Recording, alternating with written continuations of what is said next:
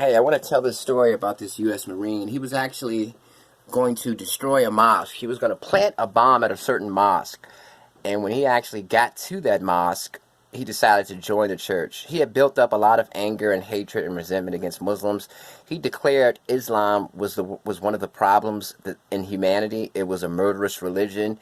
And he basically, after he was a former Marine, and what he wanted to do was go to this church in his town. When he came back home from the military, he realized that Muslims had infiltrated his community as he saw it. They built mosques. Muslim kids were in school with his white kid, and he didn't like it. And like he said, here's a quote from him: "I told people that Islam was a cancer and I was the surgeon to cure it." Now they're making a documentary about his experience. He was going to this mosque to blow it up and kill everybody there. But when he got there, something changed, and he actually ended up converting to Islam, and now he works for this particular mosque.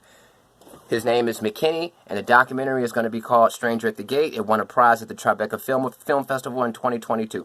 Now, what I want to speak about is, it's easy to say that Islam is a violent religion because Islam was created in the 7th century and Islam spread through warfare.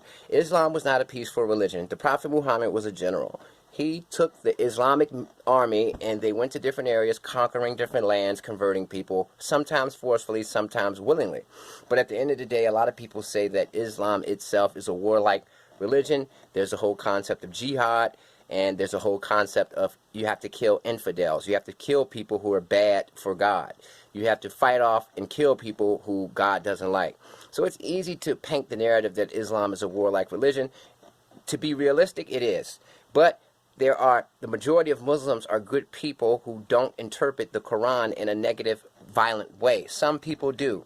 But if you're a soldier in the military, you're in Iraq, Afghanistan, you're an outsider, you've never been to this part of the world, you see the Shia, you see the Sunnis, you see all of these different segments of Islam, you see that these different groups are fighting each other, you see that there's a lot of violence associated with this religion. So it's easy for a person to say Islam is the problem. As long as Islam exists, problems are going to exist. And that's how he felt. That's how he had been conditioned through his personal experiences. But when he went to that mosque to blow it up, something got in his head. Something took over him, and he decided to become a Muslim. Now, that's a very interesting story. And I want to speak about the fact that I think it's ridiculous to hate people based on surface things. Surface things are religion, your skin color, where you come from. In reality, we all are human beings. We all are made up physically of the same organs, same blood, same arteries. We all want our kids to do well. We all want to eat.